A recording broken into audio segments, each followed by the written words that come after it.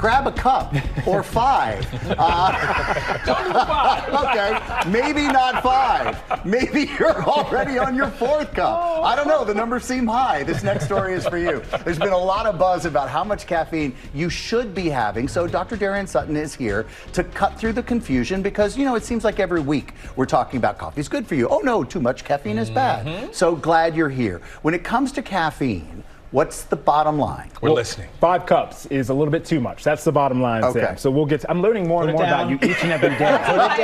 90% of Americans drink caffeine on the daily, and that's because we know how it works. It's a psychostimulant, it improves motivation, it boosts alertness, but we also know that there are some positive benefits to caffeine. For example, those who regularly drink it, I'm looking at you, Eva, yeah. have an associated reduced risk of depression, improved metabolism, and even in certain cases of reduced insulin resistance, which then in turn reduces our risk of type 2 diabetes. All benefits, Eva.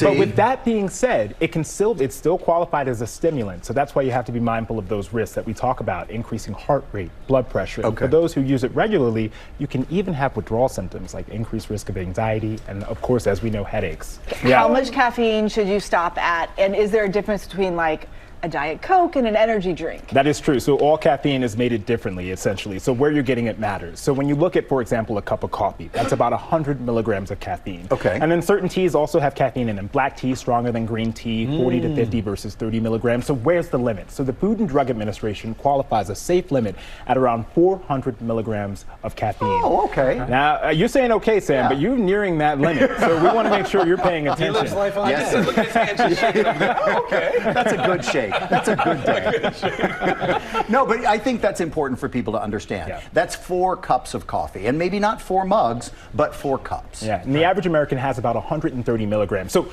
we want to talk about just some alternatives that you can use. For example, if you're looking for non-caffeine alternatives that might still taste like coffee, you can use chicory coffee. This is gaining in popularity because it's made from the chicory root. It often tastes like coffee. I'm told, I haven't tasted, many love it.